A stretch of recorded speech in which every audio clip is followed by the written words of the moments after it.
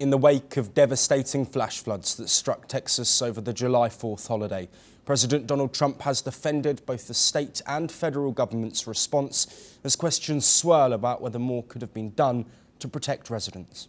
Bad person would ask a question like that, to be honest with you. I don't know who you are, but only a very evil person would ask a question like that. I think this has been heroism. This has been incredible, really, the job you've all done. It's easy to sit back and say, oh, what could have happened here or there, you know. Maybe we could have done something differently. This was a thing that has never happened before. The floods hit the Texas Hill Country region with almost no warning, sending a wall of water down the Guadalupe River and causing the deadliest disaster of Trump's presidency so far. Know this: we will not stop until every missing person is accounted for.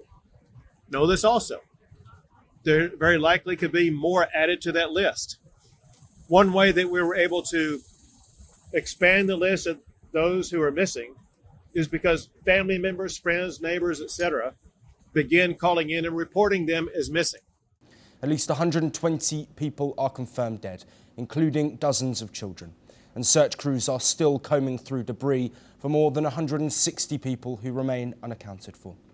Trump visited Kerr County, the epicenter of the flooding, praising Governor Greg Abbott and Homeland Security Secretary Kristi Noem for what he called an incredible job under very difficult circumstances. But some families affected by the disaster have voiced frustration that warnings didn't come sooner.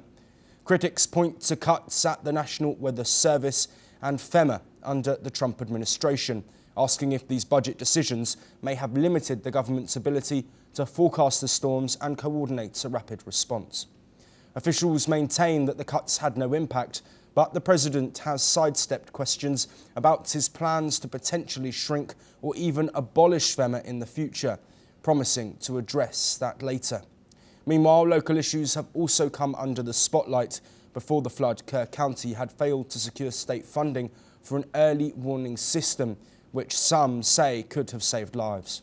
Residents have mixed feelings. Some, like longtime locals, argue that better prevention was possible, while others believe that living so close to a flood-prone river will always carry risks. The disaster struck with shocking speed. More than a foot of rain fell in under an hour, causing the river's height to surge from about 1 foot to over 34 feet, sweeping away trees, structures, and entire communities along its banks. Many victims were children attending a summer camp near the river, a grim reminder of how vulnerable this region, known as Flash Flood Alley, still remains. Search teams continue their painstaking work along the muddy riverbanks, even as families cling to hope that missing loved ones may still be found. This tragedy has reopened the debate over disaster preparedness and whether budget cuts and local decisions left Texas communities dangerously exposed when it mattered most. For all of the latest updates from across North America and the rest of the globe, follow us here on NewsX World.